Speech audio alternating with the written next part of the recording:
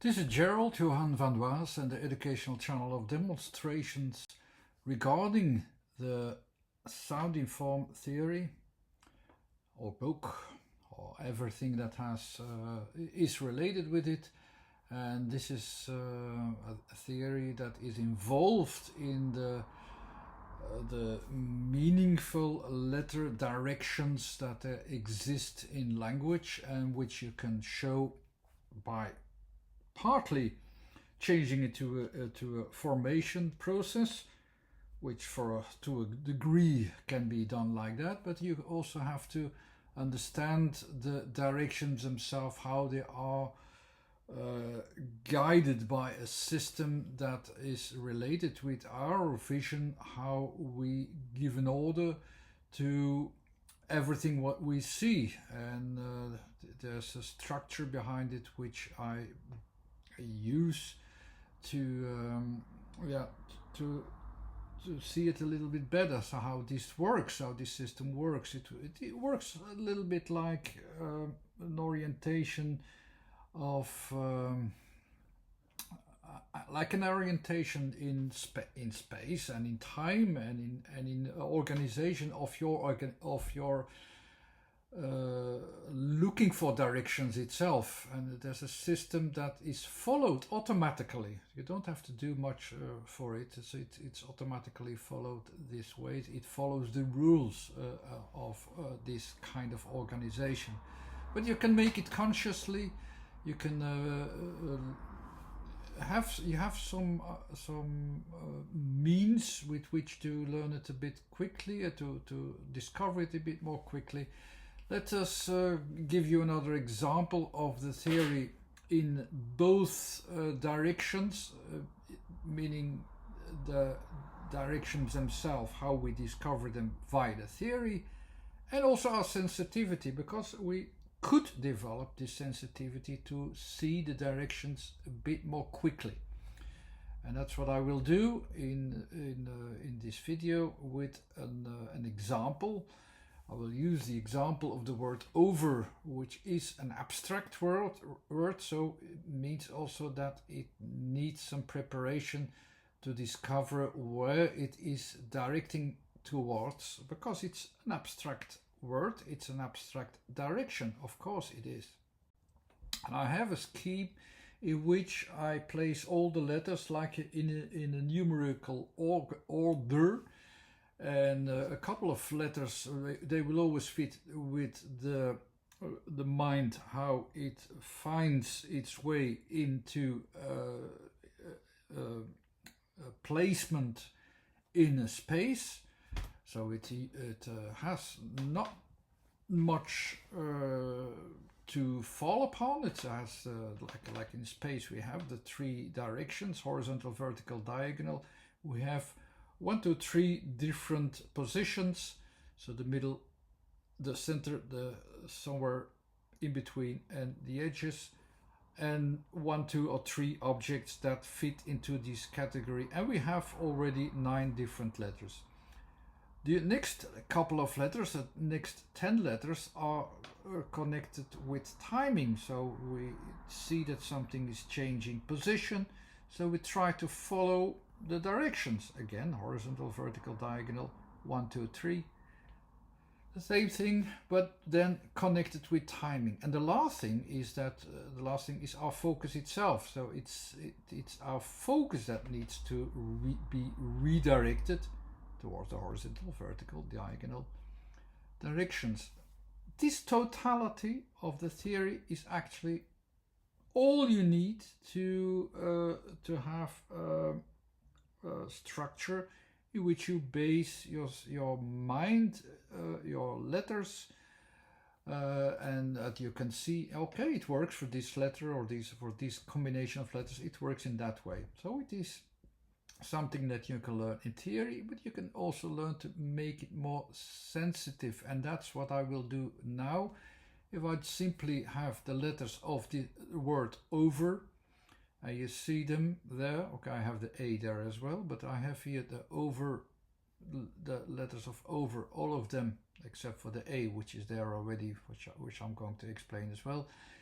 they're all about timing and refocusing. So it is difficult. It's not about an objectivity of an object in space. That's what we can see already immediately by putting the letters onto the scheme. Where are they in the scheme? In which context are they? We already know more or less, yeah, it is, so it will be slightly in that direction. But in this video, I will guide you also with your senses. How can you sense it also more quickly in an environment that you can see, okay, what will we do as an orientation in space? How can we sense this? Because maybe a lot of people will say, we don't have that. It's a fantasy that you think that letters have a real pinpoint in space, time, or even in displacement. I don't see that. Yeah, but you could see that very easily. So I will give you examples how you could see that quite easily actually and make it conscious. So let us take an environment. I have here a random environment with some objects in it, some of them more clear than others. So let's engage our sense of synesthesia in it. What shall we engage? Let's first try to recognize where certain vocals fit, and then we will take the letters that we need for the word over. But first, have the basics. The basics are always the vocals. Why? Because the vocals are the bigger spatial references on which we pinpoint our more physical connections. So what is the first letter that we have in general? Is the letter A, of course. I had it already as an example. The letter A, where does it stand in our orientation in space? It's all about centralized positions that we can find in a spatial orientation. So basically on a general horizontal plane, so somewhere in the middle. Okay, I have here my plane of vision, and I will have some centralized positions that I can take out. So the basics, so I can recognize the objects thanks to the A. That's the first letter, and that's what we are going to use. And so where can we find these positions of A in this environment? So we have this environment. Where shall we put the A's? Very easy. I have a middle ground, more or less estimation, the general estimation, and I have the centralized positions. I can find immediately 4 very clear centralized positions. So these are my points of A, and that's the A of a thing, another thing, another thing. So I have here 4 things, 4 times A. That's my basics to start from. And these things, they form not just positions, they also form my definition of what I think is most important. They also define the definition of what are the objects that I can use. And they are, of course, also about spatial orientation. They still are.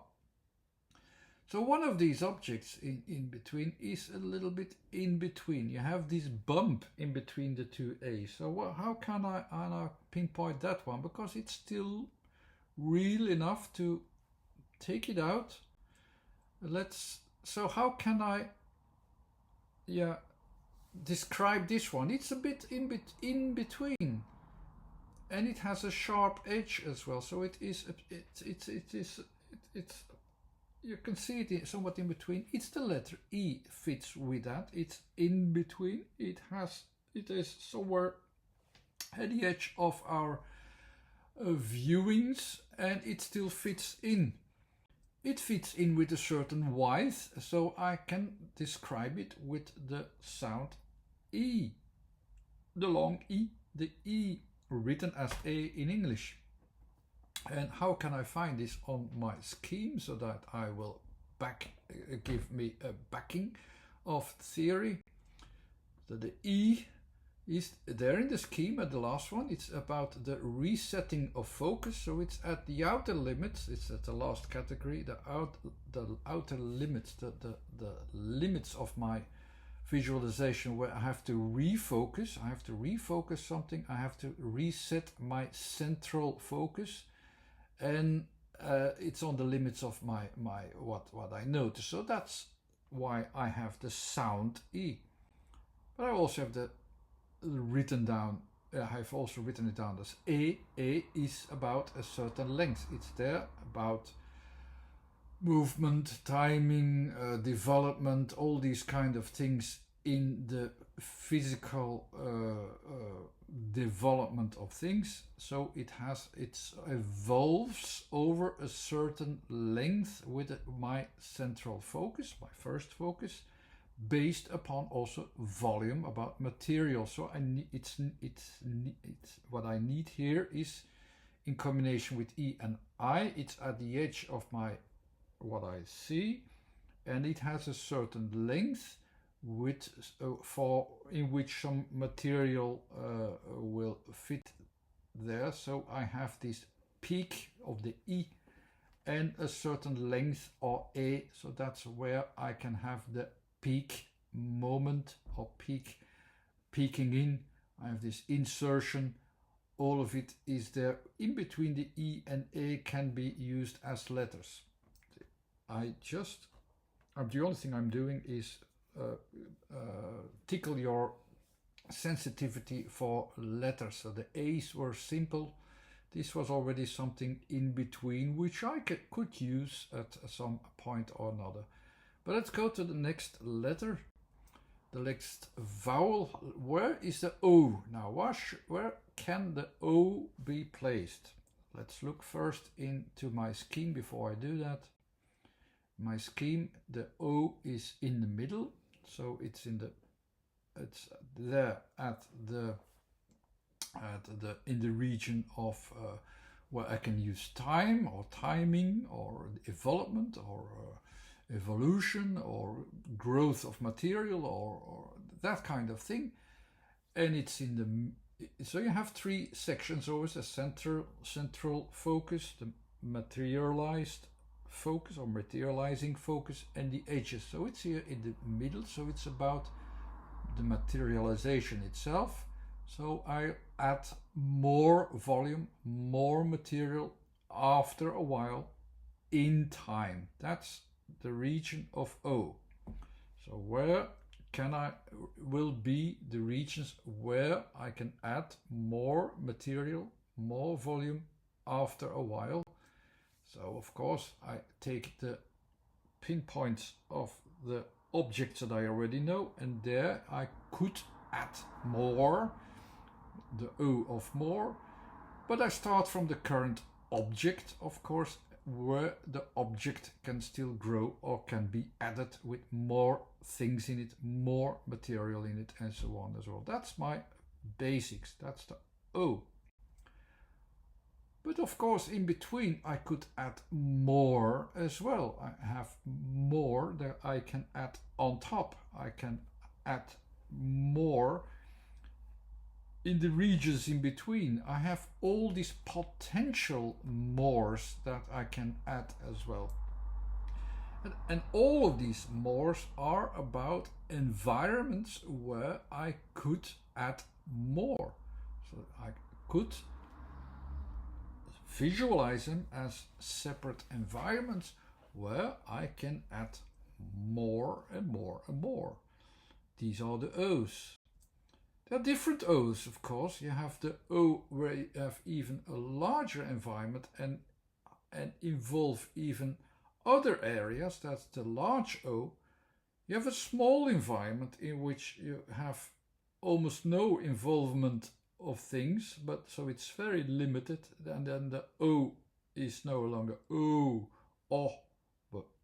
but small, That's the sound of so that is the small region which you can still use. and someone which is growing. The is there as well. So I have already some vowels that fit into these areas, and these areas have a kind of nature in which they fit. And you can use them in this way. This is a sensitivity for vowels, how they can be used. So I have potentially my basic environments, the enlargement environments, the larger scopes of larger and more environments, and the small environments. The small environments are of course written as a most of the time, because it's associated with a certain range that I can use to focus upon. So I will use this range in which it says, okay, it has a certain length, it has a certain limitation, and I have this limitation as an association. How much is it? How much can I still add? That's an association that you could make there.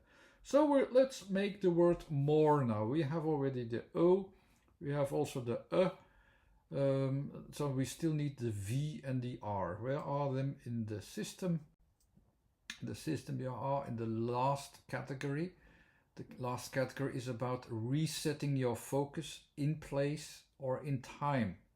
It's the second region. So the second region is about the material. So you refocus or reposition your material. That's what we will have with the V. We will refocus the position of the material. It will no longer be there where we expect it. It's probably somewhere else, or it should be somewhere else, not where we expected it to be as a starting point. So it should even move to somewhere else.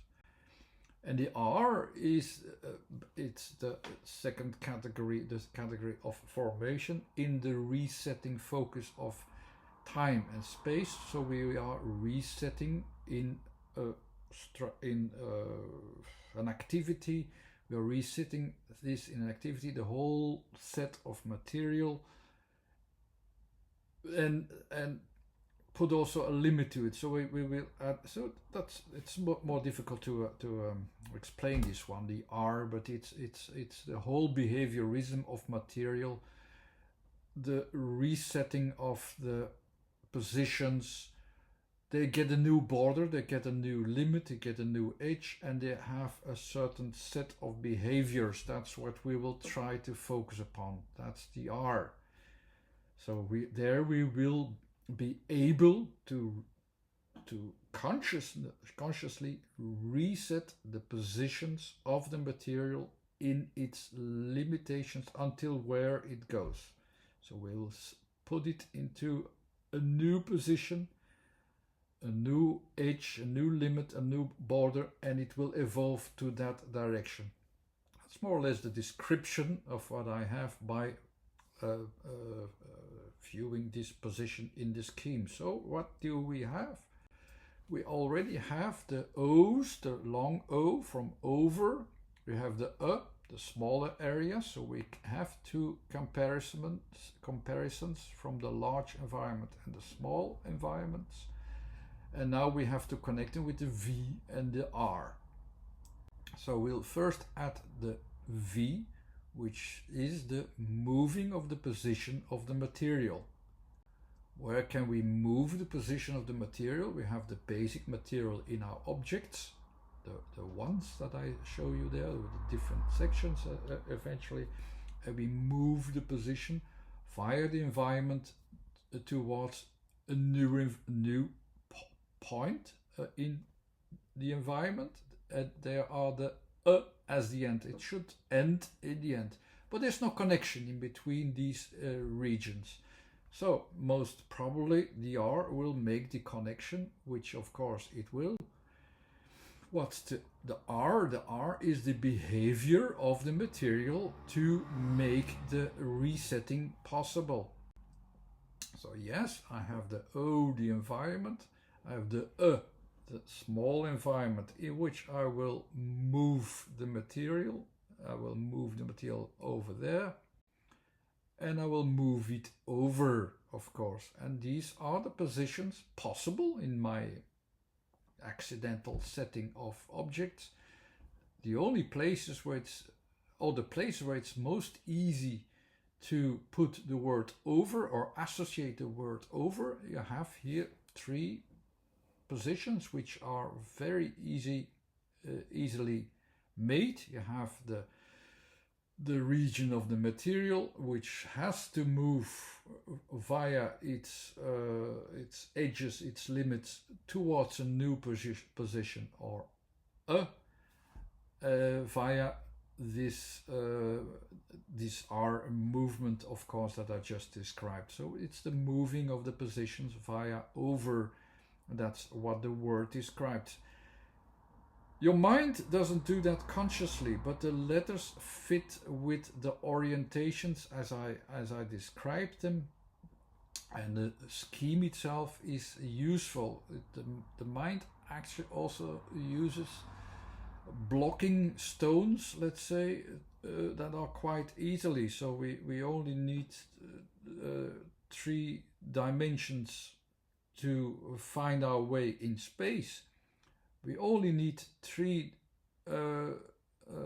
also these another 3 dimensions in time, where you can have a context in time, where you say what is connected in time and how well it is connected in time. That's maybe something I should explain better some other time, but you also need time. You also have a context of time, let's say, and you have a context of your vision, visualizing itself, of moving your positions, changing the positions. These are another 3 dimensions that you can use. And when you do that, when you associate the things as you should associate them, they are actually quite simple to do. But the whole mindset behind it, why it works, how it works, okay, it has a complexity and a simplicity at the same time. So don't be distracted by the theory. In a way, you could follow very easily where the O's are, where the V's are, where the U's are, where the R's are, how they should be connected, and how they reconnect, and what they do. In that way, it's easy for the mind to follow it if it doesn't think it over, overthinks it. It is actually not as difficult as it seems once you know where to put your mind onto it, to see it also from that level alone. I hope this was a good example to show you how the theory can help you to understand some words that are a little bit more abstract. But I hope you also understood how for the mind itself, and using these elements, these building blocks, they just simply follow the most easy road towards a certain change that it needs, and actually not much more than that. And I hope this was also an example to show you that aspect as well. So if it wasn't clear enough in the first place, just watch the video a couple of times. With the help of the example and the theory, it should, after a while, be clear what these directions do and how they follow these rules. As it does. Thank you very much for watching. Until next time, bye bye.